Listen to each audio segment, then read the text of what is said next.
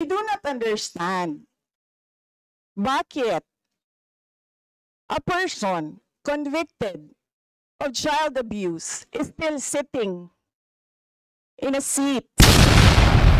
Bakit mo ako kinukrucify? Bakit napaka one-sided nito, ma'am? Po. Dahil ba madami kayo dyan sa kabila at nag-iisa ako dito?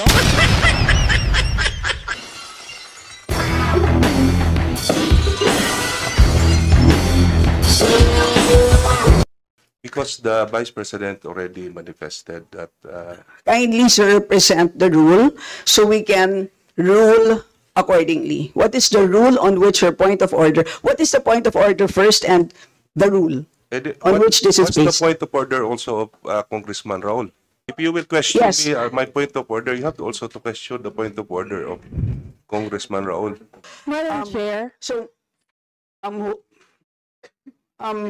excuse me, Madam Vice Yes, President, there's a point of order that was raised, so we have to first rule on that. So there's a procedure that we have to follow. Yes. Madam, May I just say that this is not part of the presentation? This is an explanation of my answer. no, but there is a Diba? point of order which we will have to first decide upon. I would like the with your- Secretariat to repeat the first 3 lines of the Well, comments. point of order, Madam Chair. Point of order, Madam Chair, kasi parang... So let's please proceed with the answer.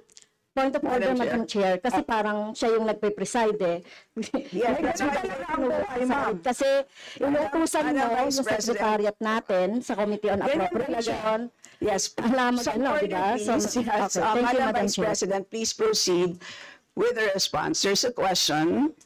Please proceed with the response. Madam Chair, I do not understand bakit a person convicted of child abuse is still sitting in a seat.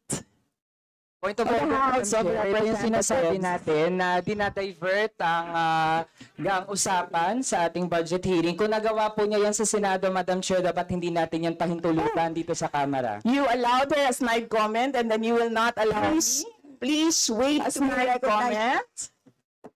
Pasensya na po, hindi po kasama sa poder ninyo ang pagpa-fire ng presiding officer ng hearing na to. So yes, you may So proceed if po. you allow members of the House of Representatives lines like what you just said, like pusit, bakit mo ako kinukrucify for saying a fact that somebody is convicted of child abuse sitting in the chair? Pusit, and then I cannot fire the presiding chair. So bakit? Yes, we Bakit napaka one-sided nito, ma'am? noted po. Dahil ba madami kayo dyan sa kabila at nag-iisa ako dito?